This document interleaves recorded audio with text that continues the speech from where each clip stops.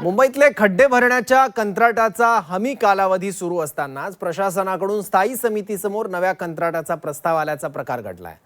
पूर्व आणि पश्चिम द्रुतगती मार्ग खड्डेमुक्त करण्यासाठी 164.94 कोटींचा प्रस्ताव स्थायी समितीपुढे आला।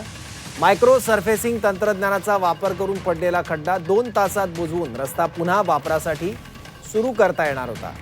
मात्र याआधी खड्डे भरण्यासाठी कंत्राटदाराला कंत्राट दिलेला आहे, ज्याचा हमी कालावधी अद्याप सुरू आहे। मात्र जुन्या कंत्राटदाराचा हमी कालावधी सुरू असताना नवं कंत्राट कशाला असं म्हणत सर्वपक्षीय नगरसेवकांनी या प्रस्तावाला विरोध केला। जुन्या कंत्राटदाराची जबाबदारी अपुरी असताना नवं कंत्राट कशासाठी हा सवाल नगरसेवकांनी उपस्थित केला। 2023 साली